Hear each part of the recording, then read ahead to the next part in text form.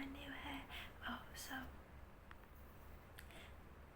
the last two videos, they are I truly whisper instead of like using voices like this, because normally when I listen to ASMR videos, I love when they actually whisper instead of like talking in a low volume like this.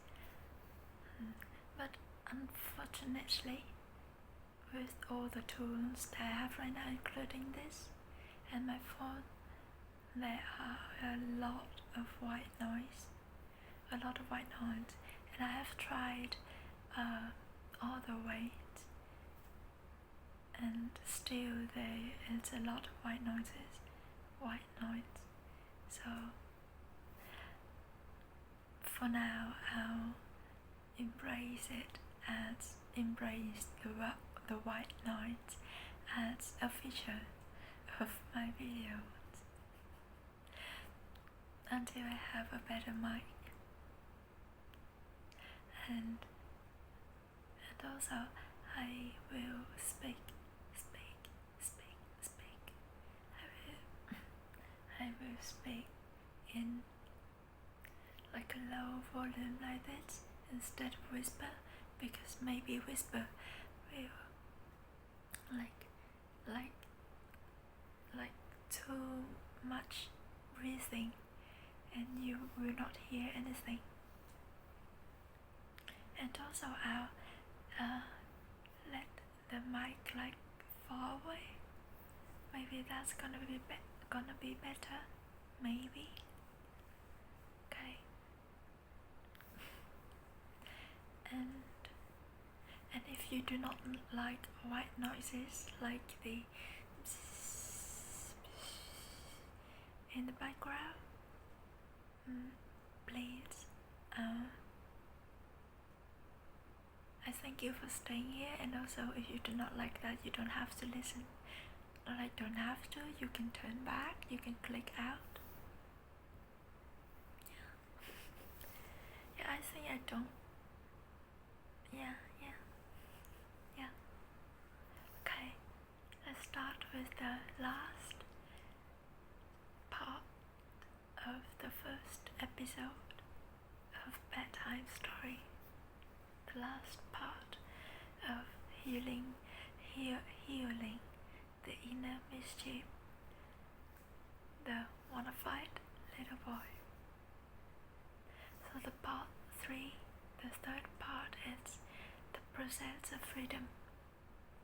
Well, the process of freedom is about letting the inner child live unconditionally. Freedom to me means being unconditional, and when the child is completely free from conditions, whatever they want to do, wherever they want to go, they and I will go there together.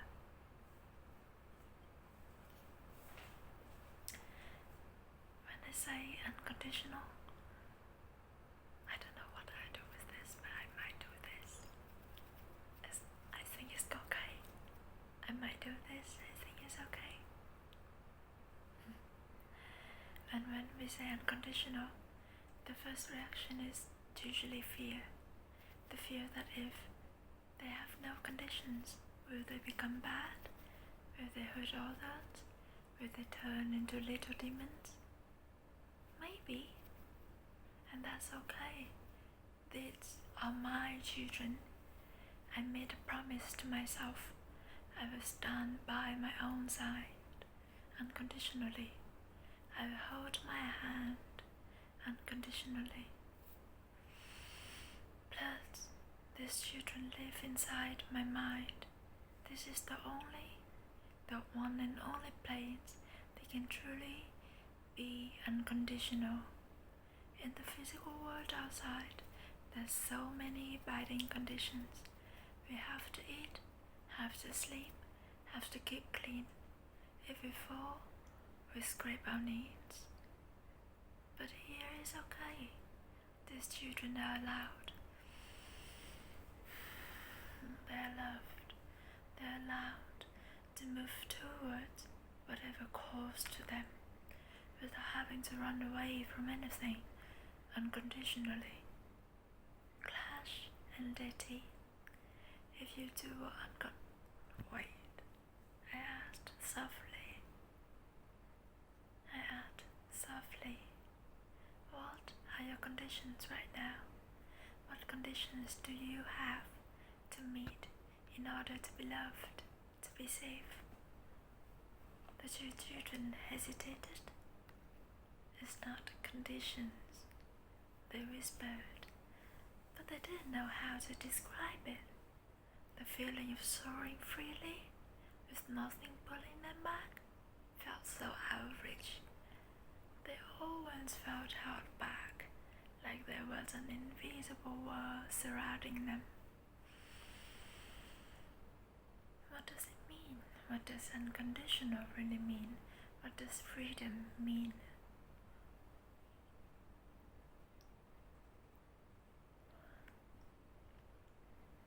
To be honest, I didn't know either. It was the first time I'd ever walked this process, the first time I dared to approach unconditional. Before this, I was terrified. Every step the three of us took were our very first steps. I once heard that we go through 3 spiritual phases. First is the pursuit of joy. Next is feeling and sitting with pain. And then, when we've explored the polar extremes of joy and pain, we naturally settle into the center point of infinity. And from this place, we choose to move toward our true desires, the things we say yes to, without having to run away from the things we say no to, a yes without a no. That's how it sounds in theory. My heart is sunk in.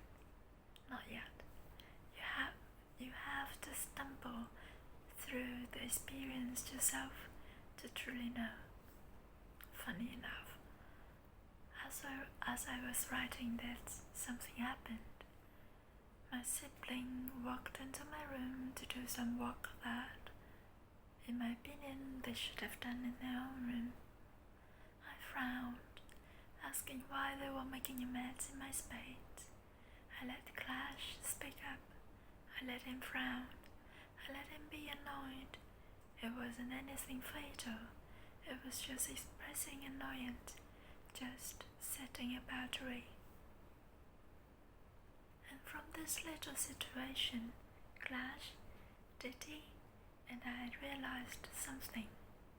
The definition of mine and how I treat things that are mine arises completely among the members of my family.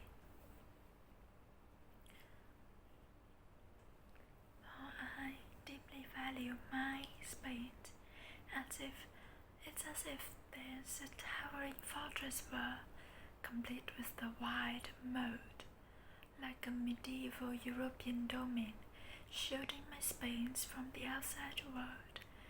Anyone who wants to cross it must ask for permission, must wait for my consent.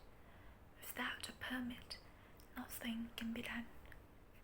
But since my mom and my sibling aren't like that, and neither are all of my friends, for my sibling, being close and intimate means sharing.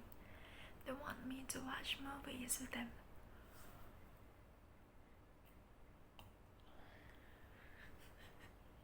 I'm so sleepy also. Exercise with them. They want to hug me, lie close to me. Their desire to merge has been huge and obvious since we were little. But I don't like it. I won't have it. Different systems, different languages, they naturally clash. For so long I felt like I had to let my sibling encroach on me. But now I don't blame myself anymore. I don't like it. I don't have to like it. A harmonious, healthy relationship is when each other's individual definitions and systems are respected without requiring compromise or surrender. With that being said, I will not stay with someone if our systems force one of us to constantly yield. That just brings misery to both. But what does all this mean? How does this connect to being unconditional, to freedom? Didi thought for a moment. Maybe it means not letting anything stop the love and respect we have for ourselves. Actually, it was still a bit too complex, but after that little incident, the teachers felt happy and light. If in the past, the day flew like the wind, as if her freedom had a strict time limit, and she had to make the most of it before it vanished. Now, the teachers walked slowly.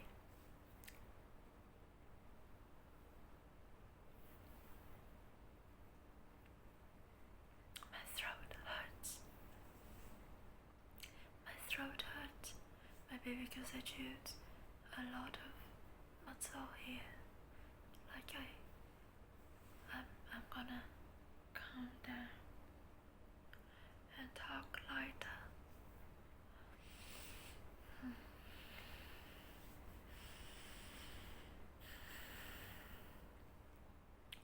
It was okay.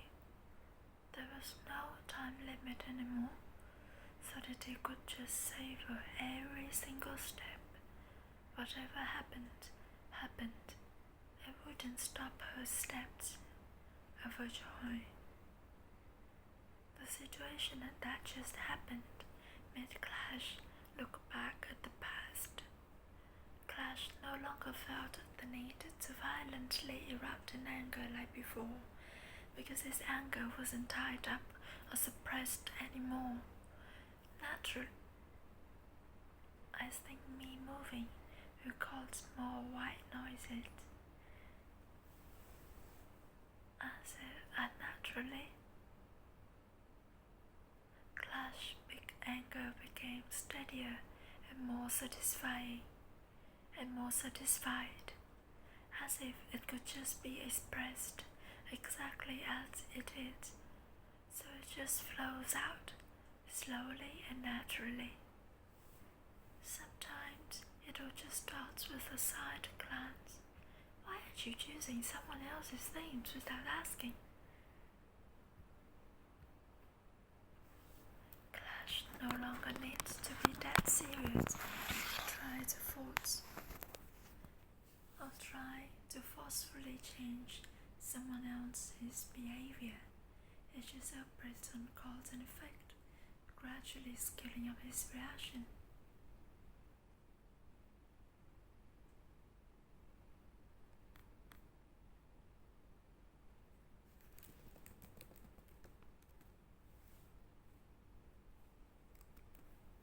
Oh no!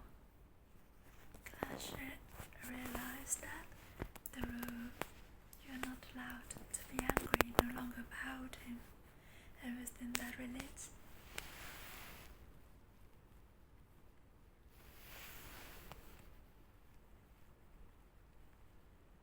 so many smaller ropes snapped free. Not allowed to be mean. Those smaller ropes are not allowed to be mean. Not allowed to glare. Not allowed to mock. Not allowed to dislike. And not allowed to confront. Yeah, not allowed to confront was a massive, heavy, solid rope, and it had finally snapped. I don't know. Clash just turned his head to look straight back at his past, looking at the conditions that used to bind him, wondering why they were so strong, wondering why we let them tie us up so tightly. Poor Orbit. Clash gathered up the pile of loose ropes and took them away to bury them.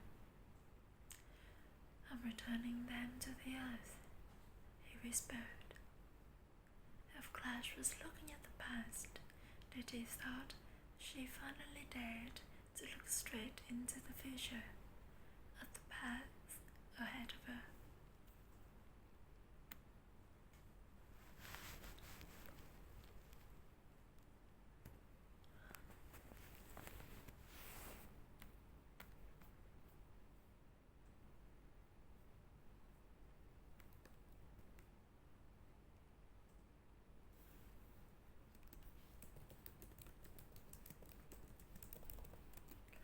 There is an error, technical error, in our typing.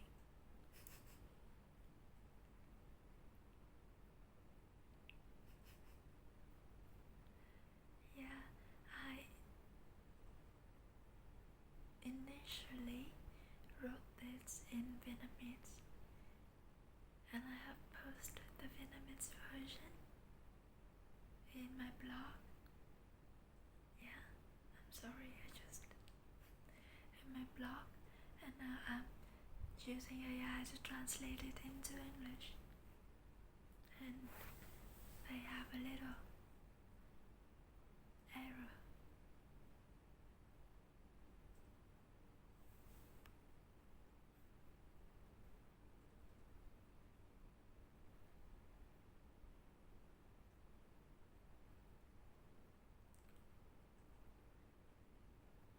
Here, if in the past Diddy squeezed her eyes shut and ran for her life, now Diddy dared to open her eyes and walk straight ahead.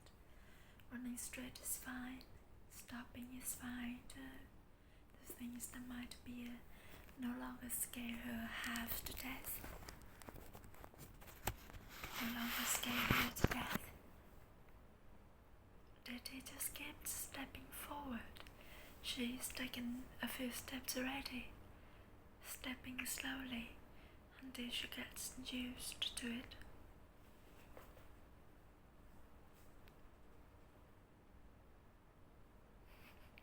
It was the first time Diddy dared to carefully observe this path. It was actually quite interesting. It didn't have many colors, just somewhat brown and barren. Why is that? Does it reflect Diddy's fields? If Diddy planted flowers here now, would they bloom? This path must have suffered a lot too. Its caretaker was Diddy, but Diddy always kept her eyes tightly shut. No one was taking care of this path. When we are unconditional, where will we choose to go? Truthfully, unconditional doesn't mean a path scattered only with thrones beetles. Unconditional means anything can happen, including the most terrifying nightmares. There are no conditions stopping them from happening after all. Even so, while Clash and Diddy look so much older now, they aren't tiny little kids anymore. They stand tall, looking quite mature. Inner children can grow up too. And even so, when we are unconditional, when we have embraced past and future, then right there in this present, where do we step? Where do we agree to move forward? I think the answer has been in their hearts for a long time, or perhaps having nothing is an answer in itself. But Diddy knows. Diddy has always been mesmerized by how things happen, how everything unfolds the way it does. Diddy wants to be in the midst of the happenings of this life. Diddy wants to breathe, and she finds delight in how the air flows into our body. Just one body alone holds so many miraculous happenings. Move toward where? Diddy will just take it one step at a time.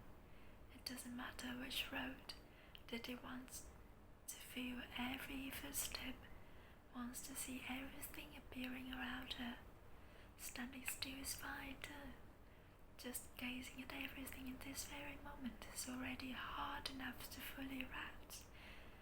No need to try too hard, just diligently, attentively observing, watching every happening in each moment that brings enough joy. Ash for clouds, ants for Clash. He wants to close his eyes. Clash wants to sleep. It's so fascinating that how we are almost always polar opposites. But actually it's not that different. Clash wants to close his eyes, pour all his energy and focus inward.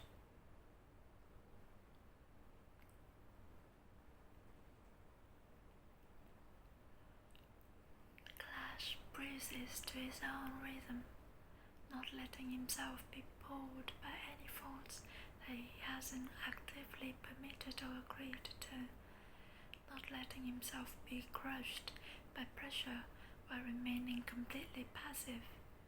It sounds like a difficult task, but Clash isn't trying to control the whole world. Clash is just drawing all his attention back to himself, sleeping when he is sleepy, waking up when he wants to wake up.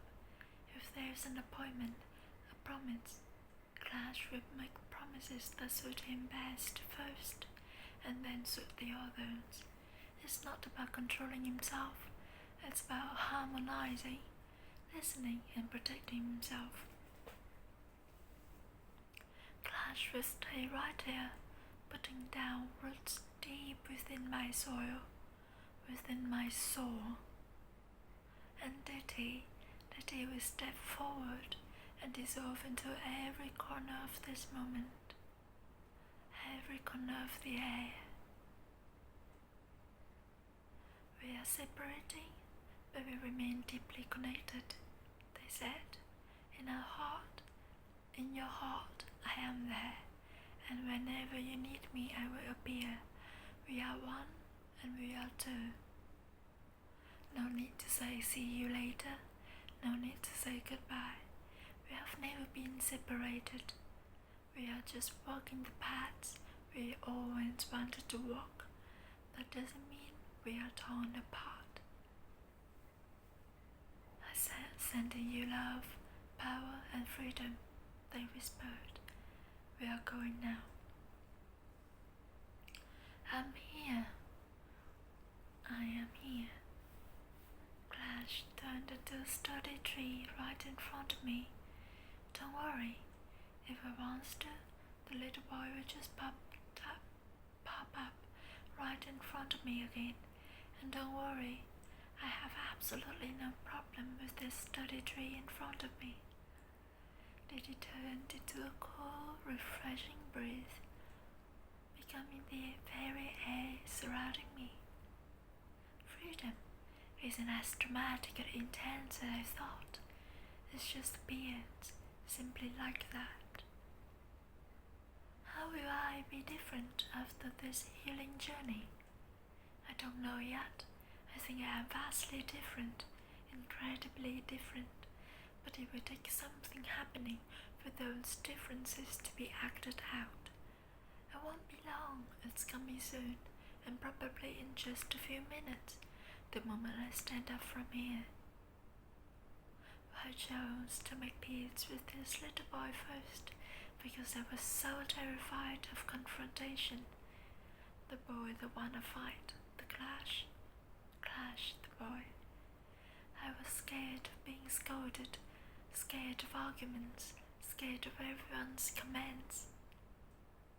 I chose this little boy thinking that after the process, I wouldn't be scared anymore. I would be much bolder. And just like every healing journey before that, I always received so much more than I could have ever imagined. So peaceful. Thank you, my two little ones. Thank thank you to the universe, and thank you to myself. I hope you'll receive immense value from following along with these stories. And thank you, everyone, especially those who subscribed, and especially those who watched this video, even though they are not, the sound is not of very high quality. And I send you all love, free power and freedom. And have a good night. Hope that you are already sleeping.